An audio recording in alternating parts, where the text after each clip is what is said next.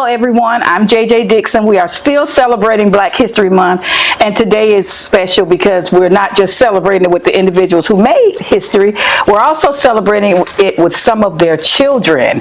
So today with me I have a few of the children of former law enforcement officers, and we're going to find out exactly what it was like growing up in a household with a policeman as a father.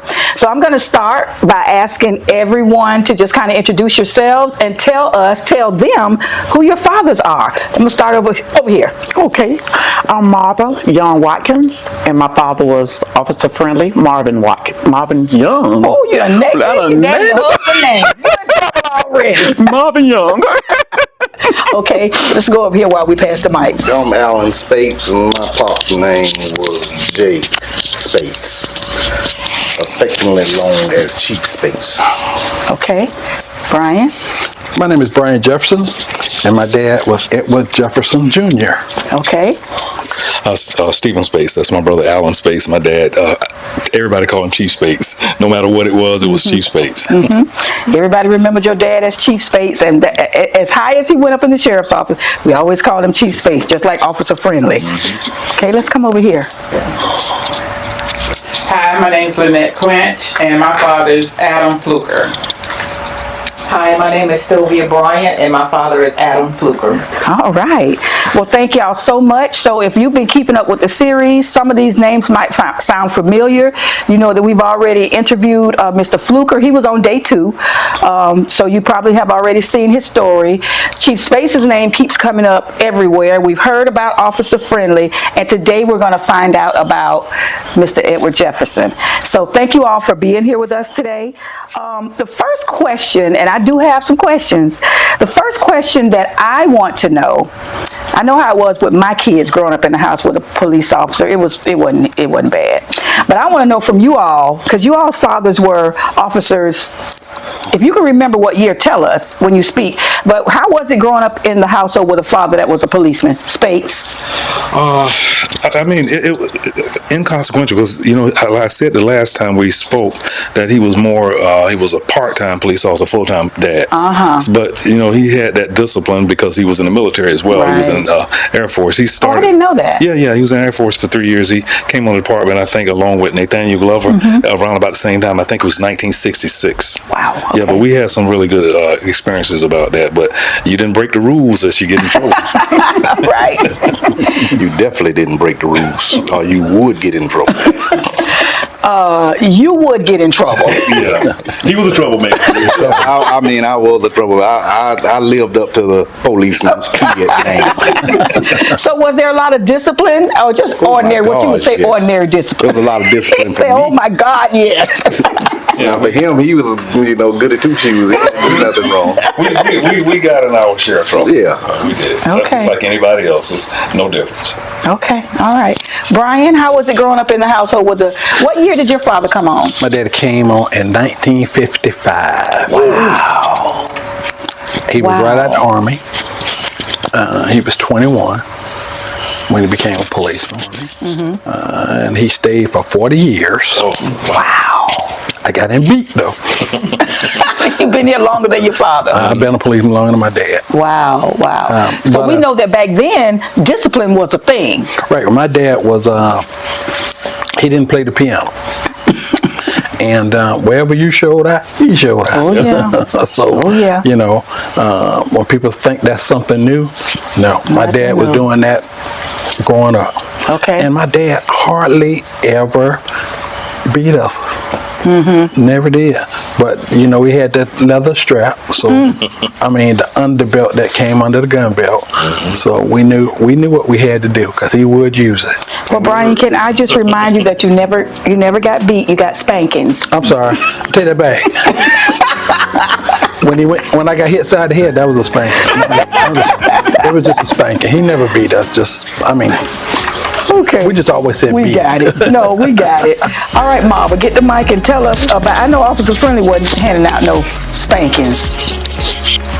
Beg to differ.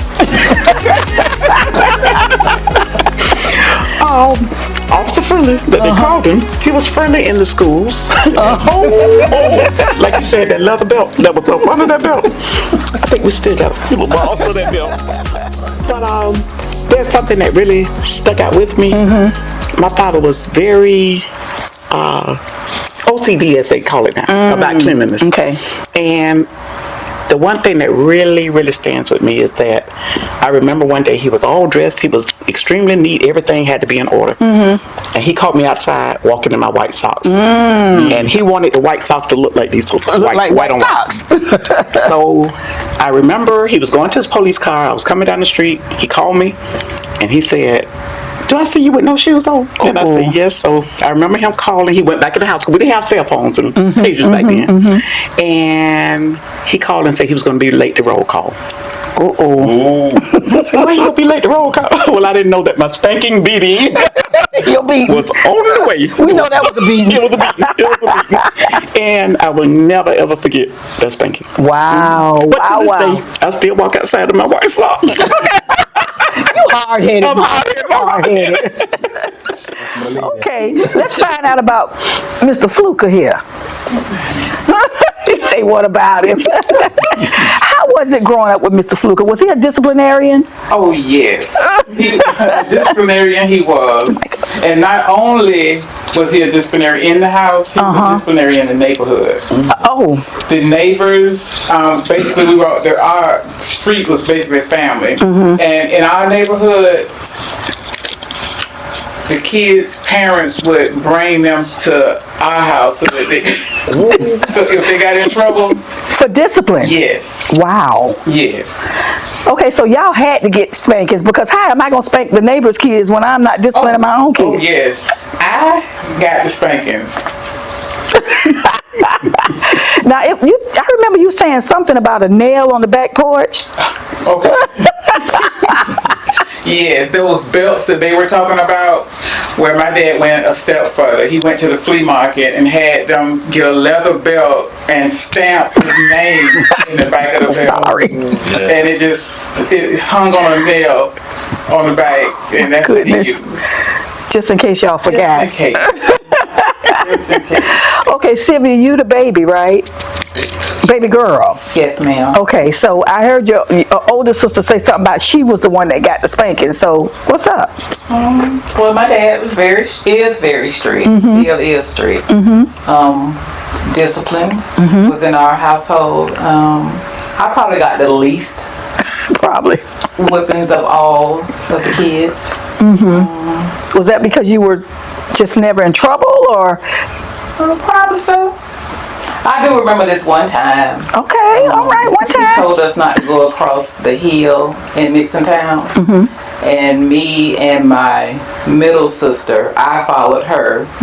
And we were coming back across the hill, and there was him, Lynette, and everybody in the neighborhood that had seen us go across. So that was getting a whipping all the way from the hill back to the Oh my goodness. No wonder you didn't get them often. When you got them, you really got them. Yeah. Wow. So I'm hearing a common theme here that all of the parents discipline their kids.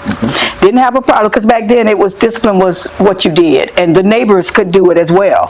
I remember my brother got spanked by the lady, Miss Lily Mae, down the street. I mean, that's just what they did because the neighborhood was a community. So I'm hearing that theme, and okay, so here we have it. Policemen spank their kids. All right. So I want to ask you, kind of switching gears a little bit, what was your father's thing that they really enjoyed doing? What were they into? Like, I probably know what yours is, but I won't guess. I'll let you tell us. But what was the thing that your fathers were into back then? Because I know that all of them were very influential in the community. They were highly respected within the sheriff's office. But I'm just kind of wondering, from a kid watching their parents' perspective, what were they into? Lonnie Miller's not here with us today, but we spoke with him one time, and I remember him saying he did not have to look for a hero because his dad was his hero. So I'm just kind of curious as to what were your fathers into? Well, my father was my hero as well. He He was good. He was a good father. He took care of his family. He was all about his family. And how many of you all were there? 5. There's 5 Okay. of us. What's 5 of I us? have 2 brothers and 2 sisters.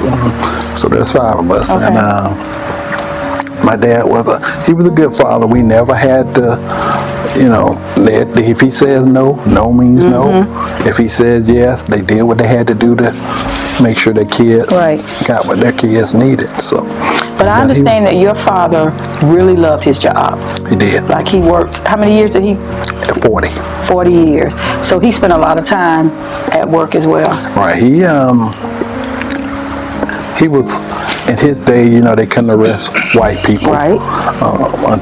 And then what they'd do is once they arrested them, they'd have to, if they arrested a white person, then they'd have to go to Beaver in Maine and deliver them at Beaver in Maine. And once they got to Beaver in Maine, they'd give them to the white policeman, and the white policeman go the rest of the way with them. But a lot of that changed, as we all can see now. Right. And but he enjoyed his job. He really did. So he saw some of that change though, because 40 years he was there for several decades. Exactly. So he saw a lot of that change. Like I said, he retired in '95, and he stayed the '95 right up. His last day was the day that Nat Glover became sheriff.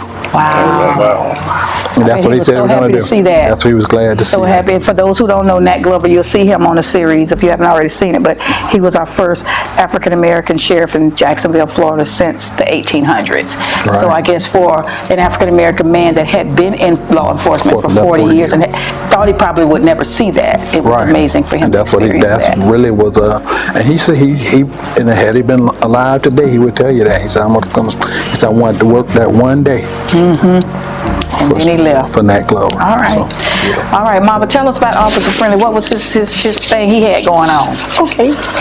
Same thing. Family. There was 11 of us. And I remember every year he added on to our house. So my dad was a police officer for 33 years. He worked a lot. But we had a very disciplined home. And so on his time off, he would go out of the way for trips for the family. For everybody? For everybody. Wow. Okay. So we would have, my dad loved fishing. So we had 2 boats because, of course, 11 people can't fit in one boat. So we would, on Sundays, it was after church, he went fishing. Wow. He really loved surprises. So, for example, he told us that we were going to Gainesville one year. And if you can picture your lawn chair cushions. So he put some lawn chair cushions in the back of our car. And he said, y'all take a nap because we're going to Gainesville. So I'm thinking Gainesville is, we got time to go to sleep, So we riding. He drove us to New York. Wow. To New York. Wow. And that was the first live play that I saw. And I said, when I got there, I said, I don't have any clothes, but everything was all packed up. Wow. And his brother was behind us with all his kids. So they really, my father and his brother were very, very close. So, like you said, if he was here today, if my father was here today, his love for his brother, they died 6 months apart. 6 months apart. And I think that it was maybe from a broken heart. Wow, yeah. So everything was about family. Wow, that's amazing. I can't even get the words out. I can't even imagine taking a road trip to New York as a kid. Growing up in the 60s and the 70s, that's like unheard of. We talked to several people who worked in youth programs, and they often talked about the kids that had never been across the bridge. And when they would take them across the bridge, they would just be so excited and amazed to see it's the beach over here, it's a mall over here. So that's amazing. What a wonderful dad. I'm going to step over here and then I'm going to come back to the brothers. Mr. Fluker, what was his thing when you all were growing up? Sound like he was the neighborhood. Right, he was kind of like the sheriff of Mixon Town. Like the sheriff of Nottingham. And I remember there were weekends where he would have a neighborhood fish fry. He would. They should have hooked up. He would actually go to Beaver Street Fishery, and not Beaver Street Fishery. It was Myrtle Avenue. He would go to Myrtle Avenue, and he would he would go get bags of fish, and he would literally just fry fish on the corner. He'd go pull the stereos out and the big speakers. He would, before you could actually be permitted to block the streets off, he would have the neighbors blocking the streets off and have block parties. And it didn't, if he knew you, it didn't matter if he didn't. Wow. If you came around while he had the music playing, they were playing sandlot football, eating fish sandwiches, and feeding everybody that came around.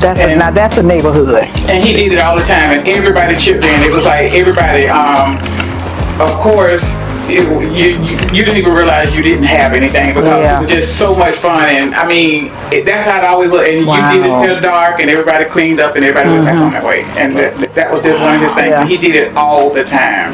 Now what about, because I understand that Mixon Town, even though you called it prestigious before. It is prestigious. Still is. I understand that there were some people in Mixon Town who were underprivileged, and even older people who just kind of like now, maybe homeless or something along those lines. How did he treat them? Nobody was a stranger. It would be homeless people that would actually sleep in the lots. And one of the things that he would have me do was he would get a meal and you had to take it to whoever that person was. And he owned a little corner store, and they were allowed to sleep under the shed in the corner store if they didn't have anywhere to go, so he made sure they had somewhere to go. And nobody bothered them. And every day between him and my grandmother, that person got a meal. Even if they had to go walk down the street to the store and get 50 cents worth of lunch meat, they got some type of meal. Awesome. Wow, that's amazing. That was just building. I mean, once again, we keep saying this thing about community policing before community policing was community policing. And I mean, all of those kinds of relationships that you make with people in the community matter a lot. And you know, it's crazy because he still does it. He's got neighbors right now where he live at. There's an older gentleman that lives right across the street from him. If he's got a meal, that man has a meal also. He'll call him over, or he'll send one of us over, and he'll say, "What's the man's name?" Mr. Frank. Mr. Frank. Mr. Frank. And Okay. Mr. Frank got a meal. That's wonderful. Knew your father. Everybody. Yeah, everybody. Yes. Yep. Sylvia, did you want to add something or?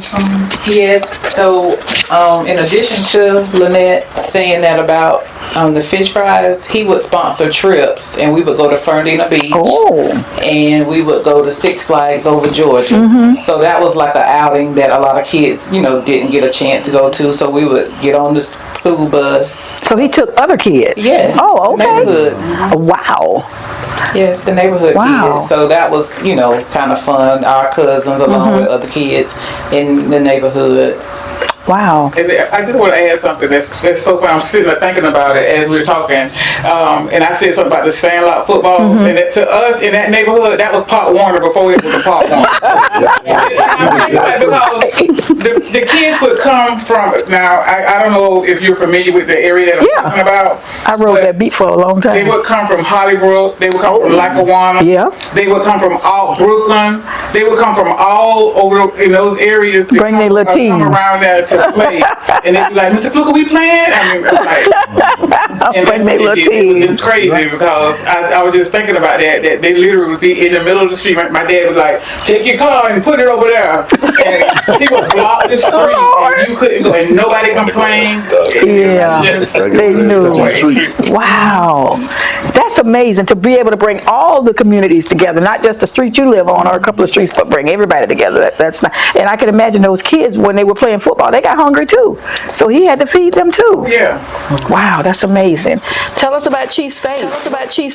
What was his thing? Before y'all start, and I don't know if y'all are going to go here or not, but I want to say that I remember Chief Spades because we worked with him with sickle cell a lot. He was very passionate about the sickle cell movement and what we could do to find, a cure and, help people that were plagued with the disease of sickle cell. So I remember him from doing that. Yeah, he was that way because sickle cell ran in our family. Oh, okay. So I never that's knew why that. he was that way. But to start things off, he was just a good old country boy. That's right. where everything started. Yeah. So He was big on hunting, fishing, and tinkering on things. and stuff. Tinkering with things. Yeah, he loved to fix stuff, and that's how we learned. I was going to say, did one of y'all get that trait? Yes. Both of us got it. Yeah, we both got it. Give us a hammer and some duct tape and we good. You gonna fix it, huh? Fix it. It's gonna come up with something. We're going to fix it before we take it to the shop. So we learned a whole bunch of stuff from him just by doing those things and stuff. He was also big on traveling. We took a road trip all the way to Canada. Oh my goodness. Doing the Montreal Olympics. Olympics in Montreal. Wow. And along the way, we I've been stopped cheated. everywhere. And then the big thing is, you couldn't sleep when he was driving. He would Why? get upset if you wouldn't sleep because he wants you to see everything. Oh, see? Yeah, that was a learning experience. Yeah, So right. He wants you to look at everything Yeah. and stuff. Oh, you ain't finna sleep in this car. Well, we find a way to get a nap some kind of way. But as far as hobbies, I'm not telling a joke about this. He raised pigs at his house. And Hogs, I knew that. cows. He And had a chickens. farm. He gave vegetables. I think with all the fathers here, what made them special is the fact that they were willing to understand how the community works and they love people. And when you love people, you're going to be a good police officer, in my Right. opinion. But also, in '61, when he graduated, he was on a cross country team. He ran in the river run every year for at least 12, 13 years. Yeah. Yeah. He was on the I remember you used to have the Police Olympics. Yep. He played on the Police Olympics with the Sheriff Glover. Yeah. They played basketball in the Olympics though. But as far as community, he just loved the community. But just like my brothers say, and I don't mean this in a bad way, he's simplistic about things. He didn't have to have a fancy car. He bought my mom any kind of car she wants, but he'll drive a raggedy truck. Between a raggedy truck and a sheriff's office car, then that's all he needed. So he was good. Yeah. But I think that with his lifestyle and where he came from, he never forgot his humble beginnings, and I think that made the difference. And I think that's why, a lot of people tuned in to him because he never forgot. Yeah, he was so down to earth. Yeah, he was just down to earth. He never became, bigger than what he was. Yep. Well put. Wow. I think I mentioned to y'all before, I was a policeman at UNF before I became the JSO. And I used to walk the halls and I used to always just talk to people. And if it wasn't for Chief Spates, I would have never became JSO. Wow. His name keeps coming up a lot with getting African Americans to think about becoming police officers with the sheriff's office. That was important to him, I believe. Yeah. Because it's just, it wasn't enough of us. And I know with Brian's father being here in the 50s, I think when the first police officers came, it was 53, wasn't it? So he's part of the first group of people. But the thing is that we weren't represented in the neighborhoods Right. that we worked in. And that was bad. I think Anthony Rogers was the first person that was even on the south side of town as a police officer. So Right. the sheriff's office has been a long way. And a lot of it comes to the trailblazers that, that we are talking about right now today. Yeah, surely we still have a lot of work to do, but they had a lot of work to do back then, and they did the work. Yes, they did. They literally put in the work, and they are the reason why I feel that change happened quickly. You know what I mean? Change happened, and so many of us were given the opportunities that we were given because they did. They really, truly did the work. I just left an event with Retha Smith, first black female, and she talked about how they came to her house at 10 o'clock at night. Some of them, it was Chris Robinson and maybe Chief Spates, but they came to her house at 10 o'clock at night to ask her about becoming a police officer when there were no black females. So they did do the work. Your father, Officer Young, I spoke to Sheriff Glover, and this has been such a learning experience for me. And Sheriff Glover, we talked about your father, but I read the book. Have you read the book? Have you read his book? Amazing. You need to read his book. It's amazing because he talks about your father in the book and how your father is the reason why he was even hired. Right. Your father had a special relationship with the mayor. Right. And took him right on up to the mayor's office and introduced him because Glover, there was some kind of way he wasn't qualified. I can't remember off the top of my head what it was. If he didn't have, He had been he had been arrested Yes. with the napkins in his pockets Right. from Morrison's. And your father father took him up to the mayor and introduced him and asked the mayor to give him a chance, and Yes. he did. So they were all very instrumental, and we're not going to even talk about your father still today, just retired roughly 6 or 7, 8 months ago, whatever it was, and he's still, talking to and mentoring and trying to help young people get involved in law enforcement and have successful careers. So it's just amazing what all of them did for African Americans in law enforcement in our city. So I know y'all are proud, because I'm proud, and you definitely should be proud. Yes. I want to give y'all an opportunity to think about something that happened.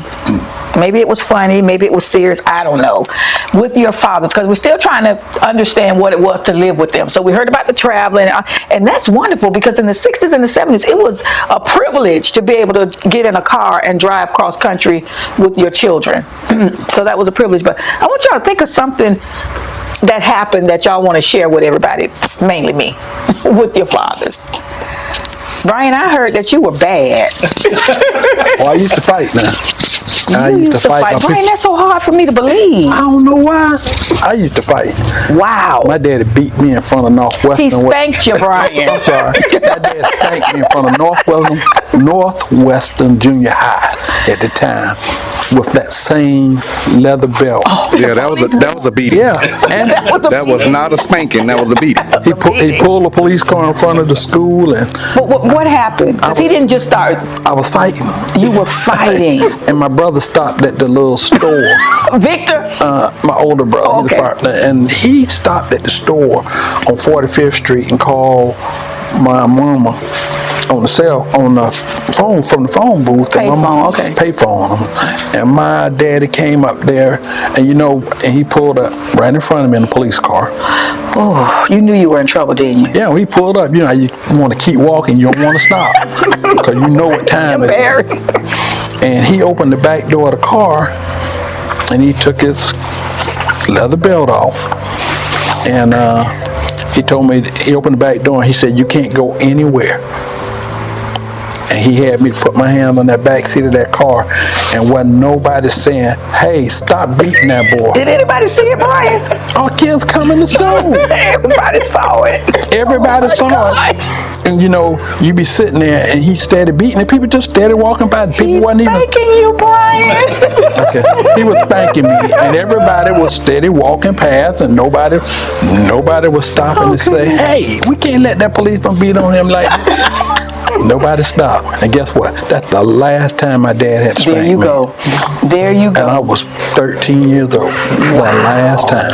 Do you think they knew that was your dad? Oh, everybody knew my dad. They knew it was your dad. Everybody. And I'm telling you, back then, disciplining your children was mandatory. Right. You needed You to had to. discipline your children back then. That's why we are who we are. That's today. right. That's right. Wow, Brian. So that kind of curbed the little fighting habit you had, huh? Real quick, I ain't had to fight. I ain't had to fight since, except when I was on the street. When you but, became a policeman, you were overdue for one. I was overdue for a fight. Oh my goodness, Marva. Well, I was adventurous, believe it or not. Yeah, we believe. Yeah, you believe it? And when I was younger, I would like to wait for my parents to go to sleep, and then I climb out the window. Oh Lord. So, which, With a policeman as a father Oh, yeah. that knew Oh, yeah. everybody in town. oh yes, Lord have mercy. but it helped out later on in life. So if I was chasing the suspect, I knew how to jump in and out the window. I had a lot of training, Oh my goodness. Yes. And so that ended up we had burglar bars all the way around the house when he found out. So couldn't get out. So that helped a lot, but still got those spankings once he found out. And me and my cousin would go in the woods, and my cousin, not me, she would set the woods on fire, and we'll wait for the fire department to goodness, come. Marva. We got caught. That was another bad spanking that I got. But as Brian, you were saying about your dad. Oh, Officer Friendly. You want to put that on? We want to put that on. You were trying to break Officer Friendly down. Yeah, I tried to break it down. Couldn't do But it. when you talked about Morrison Cafeteria with Sheriff Glover, my father worked at Morrison. Oh, I never knew that. He was a waiter there. And on the weekends when we weren't traveling, he would give us money. He watched and was particular about everything. So he would give us money to catch 36B Moncrief bus, and we would go to Crystal, or we would go to Morrison's. So one day I came back and he saw me and my sister's money. Everything that he gave us was still there. So he said, "Did you all eat?" I said, "Yes, sir, we ate, and we ate this. What did you all eat?" Told him what we ate.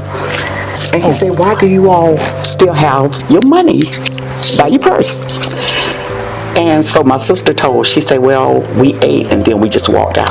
Oh, Marva. Yes. And I said, "Oh, I'm sorry." He said, "Oh, no, it's okay." So he put us in the back seat of the police car, Oh, Jesus. took us back to Morrison. We was in the car. He found the waitress.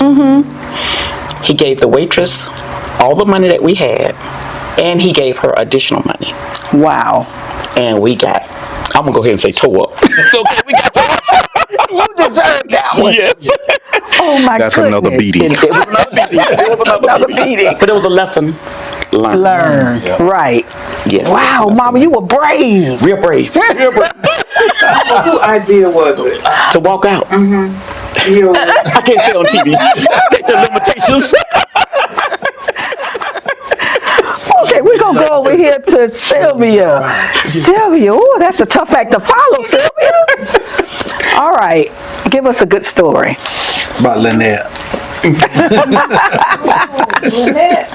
Lynette's going to tell us about... her own story. Yeah, she's going to tell her own story. I can remember getting a whooping, a beating. Okay. I skipped school. And the 10th grade, I think it was. 10th or 11th grade. You got a spanking in the 10th, 11th grade? That was my last one. Oh, my goodness. That was my second one and my last one. Okay, go ahead. I skipped school. You said that was your second one? And my last Oh, you were a brat. Go ahead. So we went to Jackson, I believe. We went over to Jackson, me and some of my friends, and he got the call. And when I got back to the school, he was at the school. In his uniform, I got a whooping with the police belt in front of the school, and at the dean office too. Oh, my goodness. He was in uniform. Yes, Took the belt off. yes. Ooh, woo. Put his whole job on the line. Get you straight. Really? You got one in front of the school too? So they knew about Mr. Fluker. I just say my brother got one. Oh my goodness. He went to He went to Paxton, Paxton. He got one too. right around the flag. Oh my To goodness. school. Mr. Fluker really didn't play. He seemed so nice when he was in here. Okay, Mr. Fluker. He's very nice. Never knew that. But Okay, well he all got I you got straight. always used to say, "Oh, they made me beat Daddy Baby." Oh, it hurt him more than it hurt you. And it probably did. It probably did. But I got suspended from school, but that was a good suspension because Lynette, I think me and Lynette went to the zoo. Went to Popeye, Spoiled. everything else. So we know Mr. Fluker spoiled his girls. And then, yes. Everybody spoiled her. We all spoiled her. Okay, Lynette, I want to hear your story, and some of this stuff you may hear me remind them of because we had a conversation before. I want to hear you tell us about the movie theater. Oh. Yeah, so we were growing up. We couldn't go to the movie theater unless he saw the movie before we went. So he would literally sit us. She would be on one side of him, he'd be in the middle, and I'd be on the other side. And when we were watching the movies, if a certain scene came on, he'd have his arms behind both of us, and he'd take it and cover our eyes so we couldn't see it. So, I mean, he literally, because he walked the beat down for a while, it was a time where he would go see the movies before we would even get Oh to see my them. goodness. And the first movie that I went to see, I was so proud and so happy. I went to Buck and the Preacher. I'm not sure if y'all remember Buck and the Preacher, I remember that Yeah, movie. that was the first movie I'd ever seen. And I was like, okay. Well, he'd have to cover your eyes on that one. But it was like, he did, but Where did yeah. you see it at the center? Yeah, Center Theater. Wow. Yes. But now, it's crazy that we're having this conversation because he and I were just talking about this about 2 weeks ago.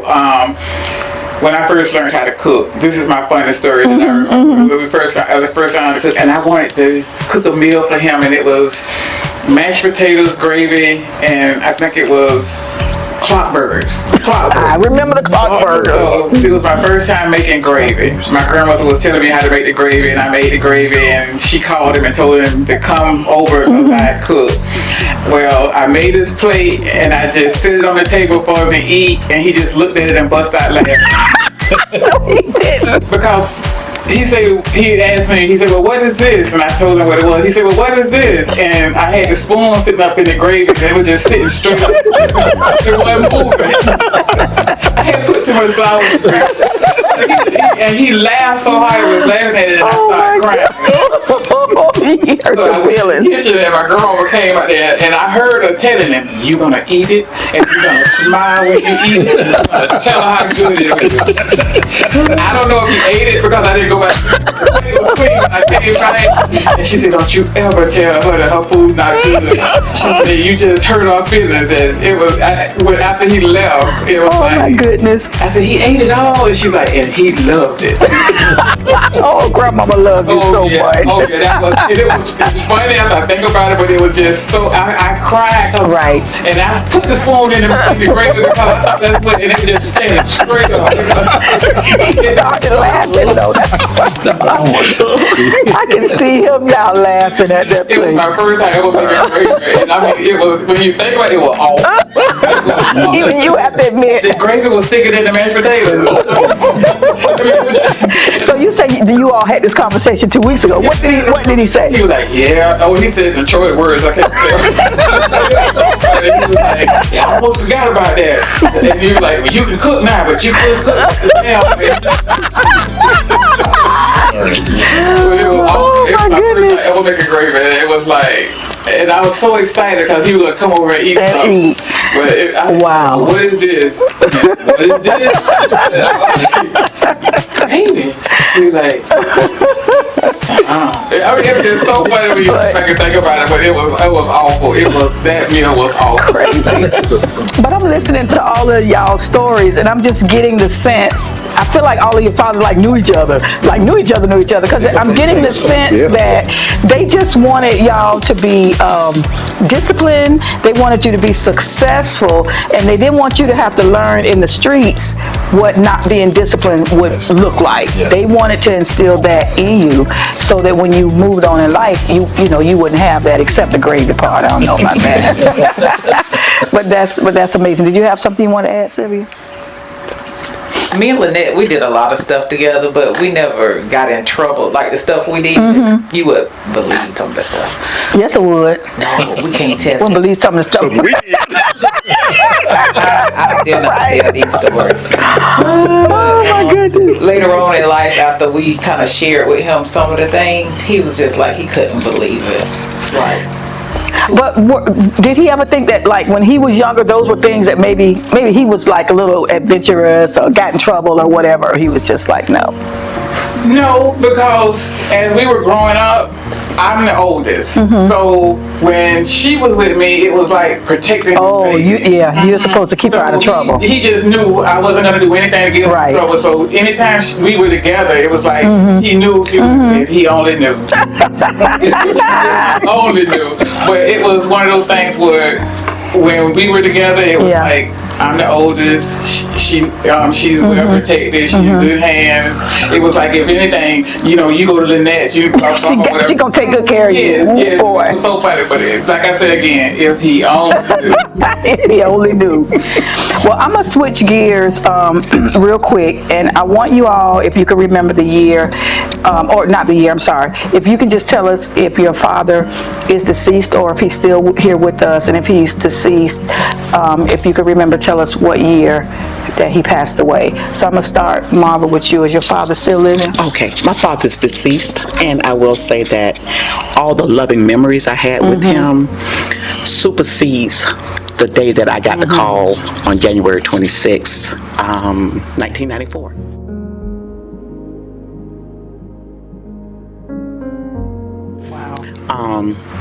The dispatcher put out a call of a heart attack victim, And when it popped up, we used to have the little screens in our Yep, car. the remember? MDC. The MDCs. And when it popped up, I saw the street. And I said, I know how to get there. So put my shades on and cut my lights and sirens on. And when I turned the corner, I said, I know, I didn't have to look up where the street was. It was a street that I lived on. So I said, I know how to get there. And when I turned the corner and saw the rescue at my parents' house. You realized then that you were going to your To my parents' house. No way that the dispatcher would know, of course. And when I got there and I saw the fireman, one recognized me and he was telling the other fireman, don't say anything. And my father didn't make it past that day. Wow. And that was the hardest call Of course. that I ever had. Of course. But I had to keep myself busy remembering all of the good times. And the one thing that I remember about my dad's service is when I looked at the news and this lady said she had to call in because she couldn't get to work. There was a police officer on every corner from Bethel Church to Edgewood Cemetery. Wow. Motorcycles, horses, police cars, you name it. Every intersection was blocked off. We got flowers from the White House. Wow. That's amazing. It was so amazing. It was so amazing. So to know the honor, how Right. they buried my father was just amazing. City councilmen, Congress, people from Washington, Tallahassee, because my dad traveled a lot, and with the sheriff's office. And the ceremony really, it was a tough call. Wow. I want to say that, and I think I may have said this to you before when we spoke, that that is something that no police officer, no first responder ever wants to get that call. That and look up and find out that they're in front of the home of a loved one, and especially to find out that loved one did not make it. So I think I can speak for all of us. Our hearts go out to you. But what I think I said to you before was, I believe that your father was with you on that day and gave you the strength and the courage to make it through that. And I also believe that those memories that you talk about is what allows you to be able to sit here as you did today and share that story with us. And I thank you for sharing that. I don't know that I've ever heard another police officer talk about having to deal with something like that. So God bless you, and I'm just going to pray that you continue to be able to deal with it as you have. Wow. So much. Wow. Brian, you okay? Oh, I'm good. I'm Okay. good. Yeah, my father passed on December the 27th, 1997. Okay. And but he had been ill for a long while, and it was sort of expected that at some point, because my dad, my dad was hard-headed too. Sometimes people do things that they shouldn't do, and doctors will tell you that you shouldn't do them, or tell you to stop doing them. But he wanted to live his life right to the end. Yep, that's what. And it was 2 years after he retired. So, but the thing is, because my dad had been such a good father, there's nothing bad ever come to your mind. You always think about the good thing. My dad's biggest thing was playing cards. He can play cards all day.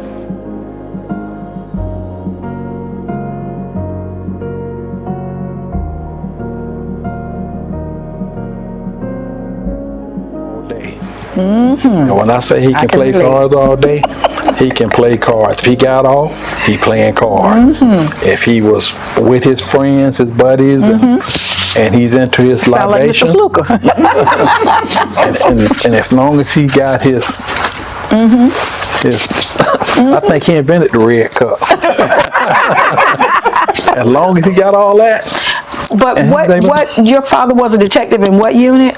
He was in warrants. He stayed Warrants. in warrants before he you retired. needed something to de-stress when he went you to warrants in the working. 60s. Wow. Yeah, he was in warrants in 1976, and it was him, and I think at the time it was the only blacks in there was him and Tommy Mays. Wow. Tommy Mays. And that's long. And they came on the police department together. Wow. You talking about two men that can argue when they travel? But they've had to go Love pick up each other to death. right. So if they had to go pick up a prisoner, they argue. He'll come back and they'll be arguing. My sister, she was going to the University of Florida, and she was telling me how my dad, when they come back, he would stop in Gainesville to see her when she was at Florida, and he'll tell Mays to stay in the car and watch the prisoner. Watch the prisoner. He said he'll tell Mays to stay in the car, watch the prisoner. I'm going to see my daughter. I'm going to see my daughter. And she said he'll be in there by an hour or so. She said, Dad, somebody, Mr. Mays still in there. We used to call him Mr. Mays. Yeah. Mr. Mays, actually Mr. Mays was working at Reebok he worked at Reebok full time. And when we were probably all of us in high school, that went to Reebok. That's awesome. And but my sister said he used to tell him, he said, yeah, I got Mays sitting down there in the car. He can sit out there and watch it. He ain't going nowhere. He probably asleep. But yeah. Good old days. But yeah, they used to, they had some good times together. He really loved Mr. Mays. Yeah. Like I told y'all before, when I came to jail, so I used to, when I was at UNF, I used to play Pac-Man all the time. And that's what Chief Space told me. He said, I got you a job, but you can't go play Pac-Man. Right. He said, if you ever come, I don't want to see you on Pac-Man. Playing Pac-Man. But yeah, but like I said, my dad was great. He's good. We traveled. The first good trip that he ever took us on, it was in 1972. That's when Disney World opened. And we had a camper, and we slept in the camper. Oh, y'all had some good lives. Yeah, we had a good time. Mama, you wanted to add something? Some of y'all next. That stood out when I talked about the passing of my father was, I know we're celebrating Black History Month, and I remember being at that time it was Shands Hospital, and my lieutenant at the time, because I was on duty when the heart attack happened, and he asked when I was going to return because they were holding calls on the street, and I would never forget Anthony Rogers told my lieutenant, she's not coming back. They took my police car and the support. Do you really think? Right. And that's why we do have a long ways to go. Yeah. Yes. But it's a lot better than back then. Because if you really expected me to check back on the duty, love of my life, my father, and I checked back and handled calls, it would not have served any justice to the citizens. And the support of you all's father, I will never ever forget. Chief Spates stepped in there and he backed up Anthony Rogers. I didn't come back for a month. Nevertheless, that night, I did not come back for a month. So I'm thankful. He was, your dad was very instrumental with my dad. That's his friend. Get the mic, Steve, so we can hear you. Yeah, Officer Young, that was my dad's best friend. And, oh, wow. Tommy Mays was his hunting partner. They were friends as well. They would hunt all the time. But if answering the question, our father retired in 2003. Okay. He had a massive stroke in May of 2013. He was in a nursing home, and he kept saying, I want to come home. He had a whole bunch of problems associated with the stroke. He finally came home, and 2 days later, he had a heart attack and passed. And that was in August the 6th, 2013. And I came home and he called me, and just like Marva said, the rescue was in front of the house. And the guy told me, he said, man, I'm trying our best, but we can't get a heart beat. So, yeah, and he was at work and he showed up, but that was the longest trip of my life. And my mother was in the car with me, and I was just praying about it. But coming home for those 2 days, he wanted to see if everything was all right. He made peace, and he told us goodbye. We just didn't listen. Wow. And just remember that. But it's never easy to deal with somebody leaving here. It's not. But he left us in a good space because the memories that we had were all good. And that's what I remember the best. And, recently we were able, and over a period of 3 years, they did a commemorative street marker on the street that he lived, and his memory. And He'll be remembered forever. I think. And like I say, but they always say gone but not forgotten. Gone but not forgotten. And I remember when that happened, and first of all, my heart goes out to you all as well, because no one should have to deal with a situation like that. But I remember when that happened, and even though he was not working at the sheriff's office, it still sent shockwaves through the sheriff's office because he was so well loved by The everybody. amazing support that you gave us and the Brotherhood of Police, that they showed up to the house and y'all brought food. I mean, my mom didn't worry about anything. Nope. And just to have y'all around, I mean, people stopped by. I was absolutely amazed that it was that many people that was concerned. And it was like a reunion. So it made a sad, it made a sad thing happy, because we were talking about good times, and that was just instrumental. And we really appreciate that. But I wanted to add in there that your father, although he was a policeman, he was one of very few, it was rare, especially for African Americans, to be a commander of police officers and then be a commander on the correction side as well. So your father was loved by the entire sheriff's office because he had touched everybody. He had touched the police and he had touched correctional officers. And so, I mean, it just really literally sent shockwaves. Everyone just loved him so much that, and we all tried to show it. So I hope we did. I hope we did well. We're appreciative up to this day. Of We are course. so. Now we know Mr. Fluker is alive and well, and y'all know we just love him to death. Love him to death. So tell us, I alluded to, and if they've been keeping up with the series, they probably saw it, but tell us about his career, because we know he just recently. Okay, he started with JSO, I think it was 1963. He was in the Army before he started. He just retired after 62 years in the Jacksonville Sheriff's Office. Amazing. He retired as an officer in 97, the same year I became a sergeant. Wow. He went to the courthouse, and he's been to the courthouse until last year when he just finally retired, fully retired. Has anybody worked 60 years in this agency? They had to make a special patch and a special. There's nobody that's worked. He was the longest working employee for the Jacksonville Sheriff's Office. In all departments. Yeah, I've heard 40. I've never heard 60 years. He worked 61 years. Wow. And how old is he now? He's 84 years old. Wouldn't believe it. 84 years old. Don't look. And if you like playing spades or beer whiz, he's looking for a partner. Yes. As a matter of fact, right now I have to go over like 3 or 4 times a week, and he teach me how to play. Yes. So I mean, and that is basically his life. Yeah, she's in line to learn how to play, because that's all he want to do is play cards and be around his family. So that's what we're doing right now. Is if he want to travel, we're taking him wherever he want to go. What he said to me was he wants to be around his children and his grandchildren. He'll say not the grandchildren, but his children. So that's basically what we're doing right now. We're just basically going over, spending time with him, whatever he want to do. He wants to do something like some kind of family thing with just his children once a month. So we try to all get together once a month. That's nice. Nothing but a fish fry, hot dog, hamburgers, whatever. Just something with all of us together once a month. So that's basically what we're trying to do right now. And that goes along with his lifelong theme. This is what he's been doing all his life, so why would he want to stop now? And then one more thing over here.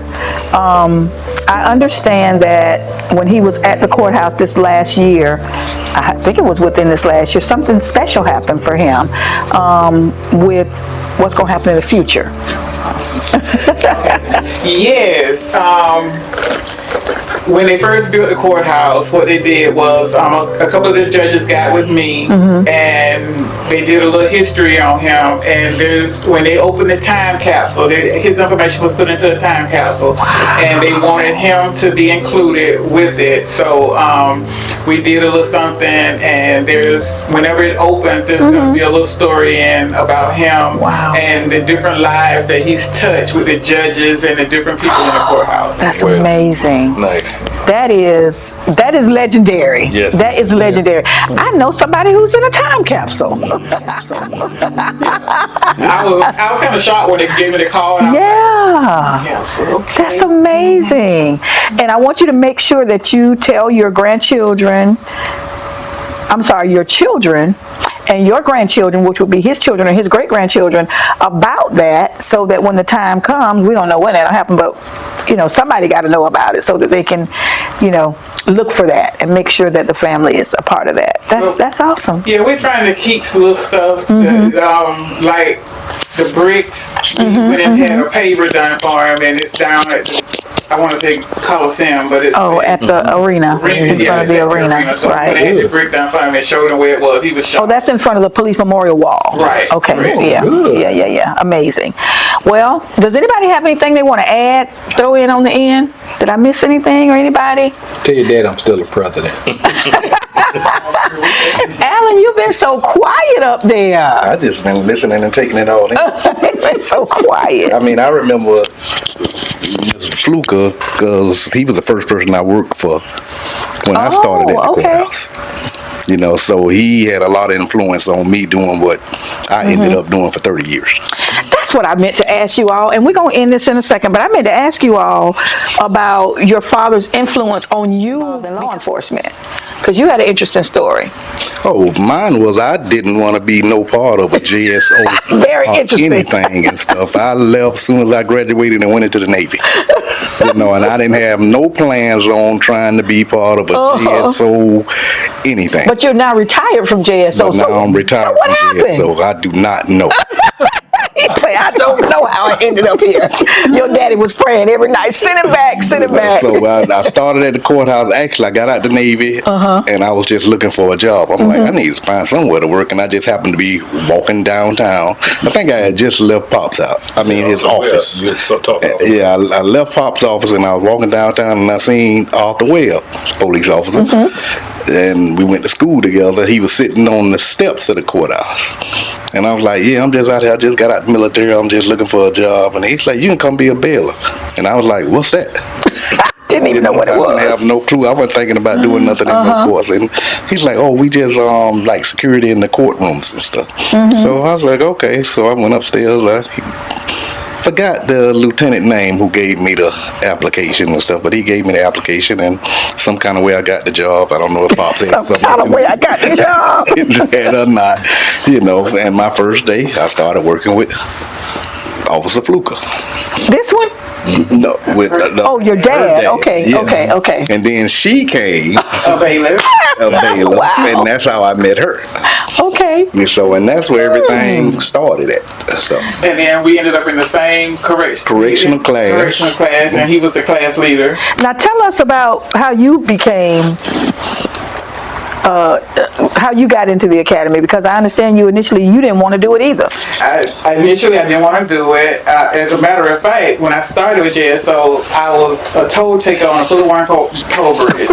A long time ago. I was a toll taker on a Fullerwarn toll bridge. Wow. And I started as a bailiff, and then when I got let me go back. I originally applied back in 1980 to be a to be a correction officer. They gave me my uniform. I went home. My dad called and he told me, he said, you got your uniform? I said, yeah. He said, well, where are you going to be working? I told him I was going to be at the farm. I said, I'm going to be at the pea farm. He said, they're going to get you. They're going to get you. They're going to get you. And I was like, huh? They're going to get you. So I immediately turned around. And I took the uniform back and I told him I didn't want the job. Oh no! I didn't know he was He joking. scared you. And he scared me to death. So I turned my uniform and stuff back in. I told him I didn't want the job, so I didn't get the job. And he went in and he tried to tell him that, I made a mistake. You was crazy. You didn't know what you were doing. And they said no. So they kind of like blackballed me for about 5 years. Wow. A little longer than 5 years. And they finally let me come back. They let me come back, and I started. Uniforms in. And back then, they only gave me shirts. They didn't have pants because I had to wear a pair of jeans and a used shirt. That's all I had in the bag was some used shirts and some jeans. Wow. And I was going to start with people. That was back in 1981. Wow. And I didn't go back until I was at bailiff in the courthouse. And then I went to 389 with him to corrections. So now you're retired from the sheriff. yes. So how many years did you I did give? 34 years. 34 years. 34 years. My Lord. Congratulations. Steve, get the microphone. Well, you know something. I remember him telling us all the time. Said, "Look, y'all do something other than being a police." Oh, really? Yeah, because they said use your brain. This is not a glamorous job. It wasn't Hill Street Blues. It wasn't Kojak. It wasn't None of that. So and I stayed away from it. But then when I got out of college, I wasn't doing so well in college. I said I need a job, and it turned into being in the communications. And then they had an academy, an open academy, where you didn't have to go to the jail first. Took the test, and I got in there. So after that, the rest is history. I was there for 30 years. I think we retired 6 months apart from each other. Oh, awesome. I was in 288, and he was in 389. Wonderful. So, and we stayed there. I guess we got 60 years between the both of us, right? Yeah. Wow, I know your parents had to be proud. Well, we felt blessed. As long as we stayed out of jail, he was all right. Right. That's what we was And raised that's up. what that job did for me. It kept me out of Kept jail. you out of Because I thought trouble. If I wouldn't been working in that job, I'd probably be in jail. Some kind of trouble. Crazy. He joking. We had a good foundation. Right. We had a good work ethic. Yeah, and we never tried to be him. We just tried to be us, Ourselves, because you can't wear his shoes. Right. So and And he never brought his work. He never brought his work home with him. Oh, okay. You know, so he wasn't police 24 Right. hours a day. except for the time he told us that he was gonna take our stuff to the give us lie detector test because we wasn't telling him the truth about breaking something out, and I was scared to death. Breaking something He out. broke something out. I think he did it though. I'm gonna blame him. Probably. And so I said, "You gonna do what now?" "Oh, I'm gonna find out who did it. Y'all won't tell me. I'm gonna get you a lie detector test." And I was scared for 2 weeks, but I don't think we ever got the test. Other than that, he right. And I was good. I stuck to my story. Your brother was scared to death. I would blame him. I said, "Al did that. I ain't doing it. Al did it." So yeah, and I would hit all the things. You know what? I'm gonna get you for the old and new. The old and the It's new. gonna hurt me more. Yep, hurt you yep, more yep, than- yep. No, whatever it was, it didn't sound good. And so, and then you on Steve, you on thin ice with me. So I remember all those little things he used to say, sayings. and I try not to say them to my kids now. Because they didn't mean much back then either, did they? We just want to stay out of trouble. Mama, did Officer Friendly want you to be? I know he did. Not with all the stuff you were doing. No. I had 6 brothers, and none of them became police officers. What? Yes, and I was the youngest girl. And when I graduated high school, I went to JU, and I wanted to be in the medical. I got accepted as the first black female in the Naval Academy. Well, I was the only, I'm not going to say I was the first black, but the only black female in their naval program, officers program at JU. And my dad was so proud. And Officer Washington, y'all remember Officer Washington? Yes. He came to JU and recruited me. And I was so excited. And I went into corrections. Same thing in 1984. I went into corrections, and my dad was like, "No, you getting ready to be a naval officer." And I said, Did you tell him you had applied with JSO, your father? "Oh no, and Mr. Washington, Officer Washington didn't either." So I got my uniform, you know, and he wasn't too happy about that. I bet he would. After a while, it became a good career. I went into, thanks to you all's dad, I went into administration in corrections.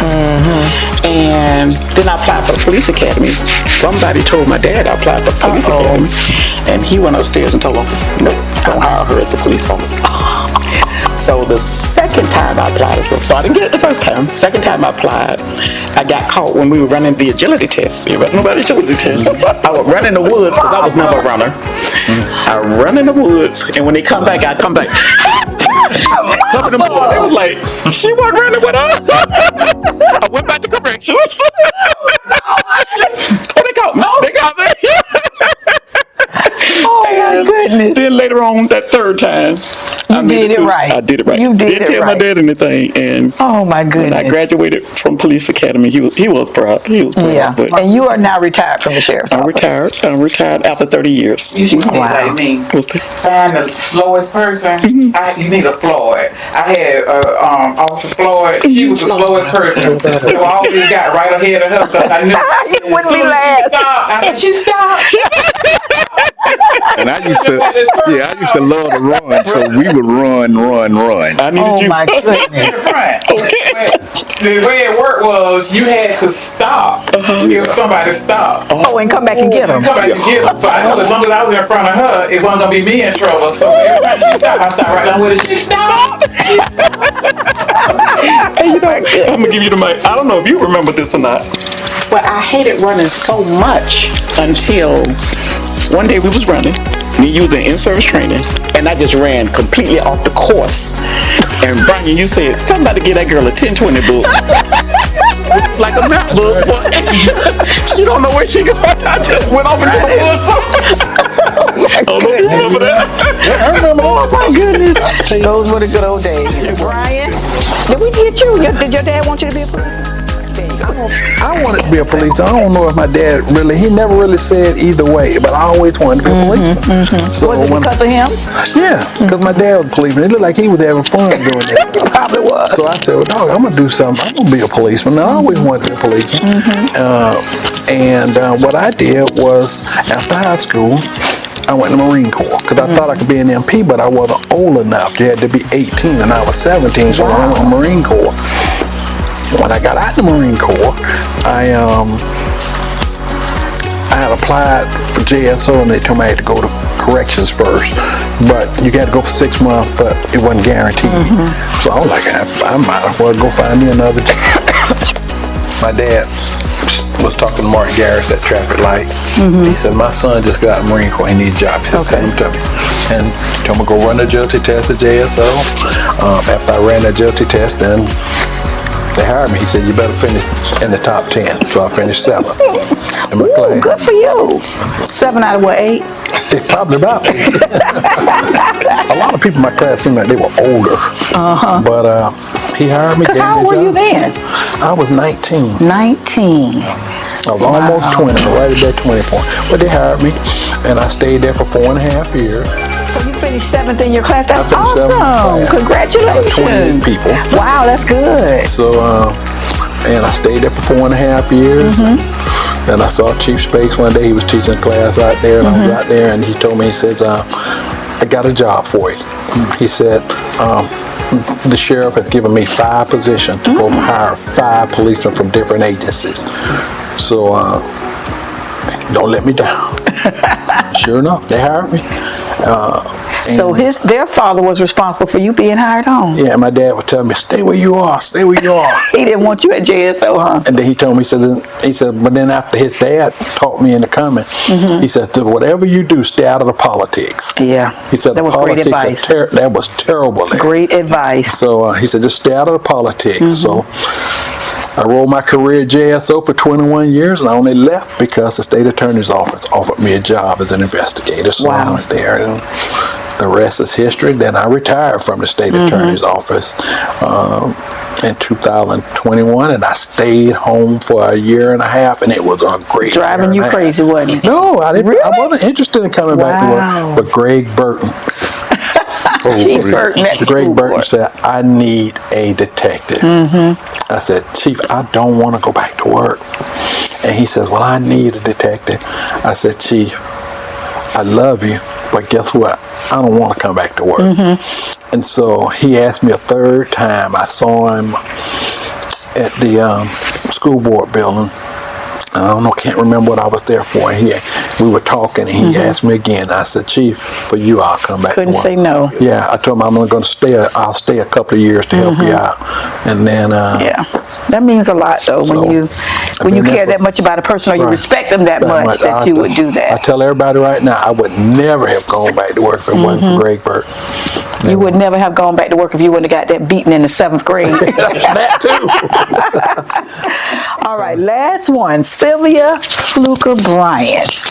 Yes, ma'am. So I know that you were not a corrections officer, you were not a police officer, but somehow you ended up with the Fluker legacy at the sheriff's office. So tell us what you do at the sheriff's office.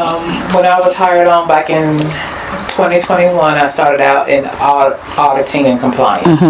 And then I moved over to JREC in 2023, and I currently hold a position at JREC Operations Analyst. Wow. Okay.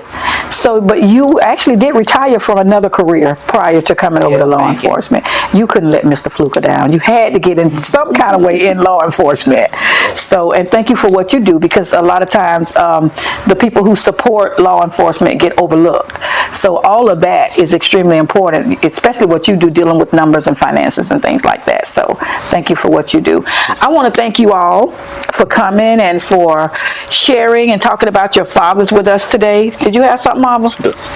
You got something? Oh, I'm so sorry. Yes, I just want to say we're in Excuse Black me. History Month, and I don't know, the people don't know about what Lynette does, but you know, she was the first. Tell the people what you did. You're the first African American Please share. for the Florida State Lodge. yes. And Oh, okay. Yes, yes, yes. that is history. Yes, it is. I am. No, wait. JJ, let's What? go back a little further. The first black female chaplain for the Fraternal Order of Police. That would be me. Yes. That was so many years ago, most people don't even Yes. remember that. And it goes back Thank you. to those, at that time, those were the trailblazers. Yeah. So you basically paved the way for me to get in. Oh, And right now I hold a position with our local lodge as the first black female second vice president for the Fraternal Order of Police. And I am the only black on the state FOP board. I hold the position of secretary on the state FOP board. And I've been there for over 10 years and been the second vice president for the FOP now for this. I think this will be my first full term, and actually I was appointed to that position before I was elected to it. right. Very good. That's wonderful. And people need to know, yes, Good, very people good. need to know Thank you. that African Americans are involved. We're concerned about the state of all things law enforcement. And so they do need to know that African Americans are involved, and that we do, sit in positions where we can have an opportunity to have, an opinion, input, and we're there where we need to be, still working for everybody. So congratulations, Lynette. That is definitely historical, because if you kept up with Mr. Scrivens before he passed and all that he went through, and we're so grateful that he was finally recognized and given the opportunity to be a full-fledged member of although we know he was admitted into the FOP some years ago, apparently he was unaware of that. And so in 2019, I believe it was, he was given that full honor and recognition as a member. And so, but we've been working with the FOP for many years. And so thank you for that recognition.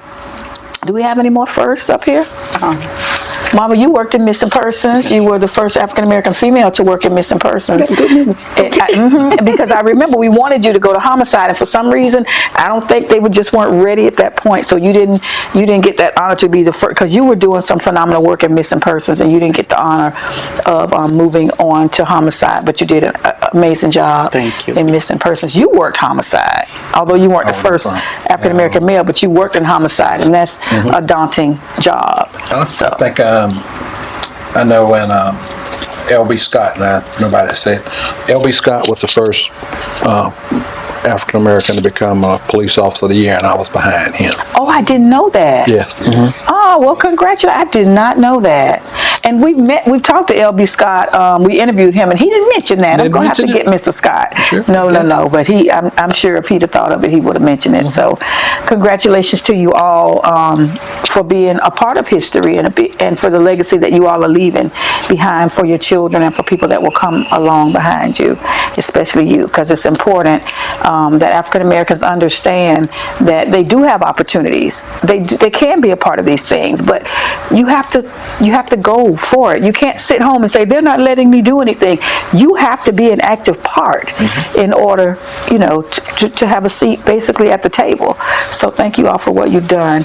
On that note, I want to say, I feel that all of your fathers shared so much in common with the way that they raised you, with the things that they instilled in you, with the way they spoiled y'all apparently rotten, which I didn't get any of that, but all of them just did such an amazing job of the way that they raised you, and I know that they should be proud of each and every one of you, because I think everybody up here, how many people up here by show of hands are retired?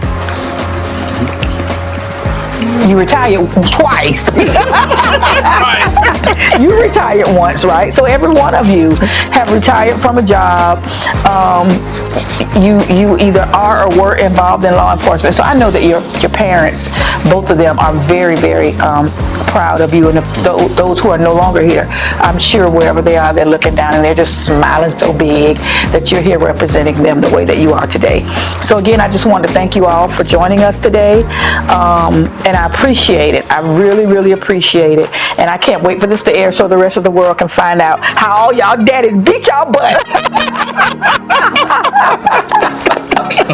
It was a beating. It was definitely a beat. On that note, we are going to say so long until the next time, and hopefully we'll get an opportunity to sit down and speak again. Thank you all. Alrighty.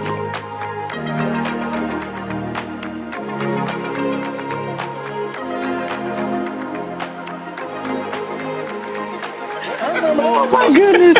Those were the good old days. Brian, did we get you? Did your dad want you to be a policeman? You know what? I wanted to be a policeman. Well, Brian has I don't Mike. think my daddy. Talking like Brian. There you go. I wanted to be a policeman. I don't know. And then, like I said, I saw Chief Spates out there at UNF. Actually, he was doing a class out there, and I took the class. And I told him, he said, the sheriff had given him Excuse me. Let me get some order on this set. Y'all all right? He's the main one talking about everybody cut their phone on silent. Man, I apologize. And then, like I said, I saw Chief Spates out there at UNF. Actually, he was doing a class out there, and I took the class. And I told him, he said, the sheriff had given him Excuse me. Let me get some order on this set. Y'all all right? he's the main one talking about everybody cut their phone on silent. Man, I apologize. So you finished 7 out of 10? No, there was probably a... I'm sorry. Lord, that's another blooper. Y'all gonna have some bloopers on there, y'all. I'm sorry. You finished 5. All right, we're gonna shut it down, and I might just end on the last.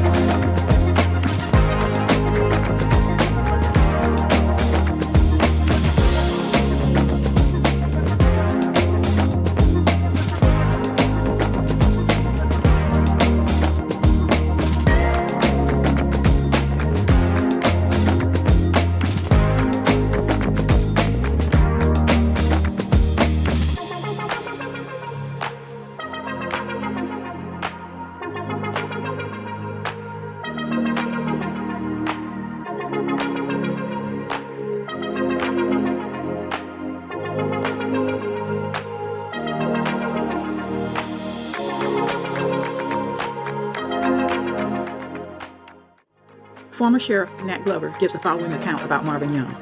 We went to City Hall. We went to the mayor's office. When I walked into the mayor's office with Marvin Young in front of me, the mayor's secretary jumped up out of her seat and said, "Hey Marvin, how's the family?" And I said to myself, we're on to something here.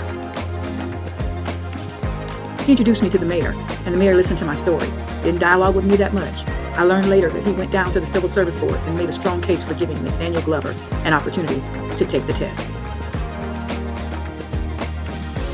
Jacksonville Daily Record. This was an account of former Sheriff Nat Glover speaking about Marvin Young and how Mr. Young assisted him in becoming a police officer.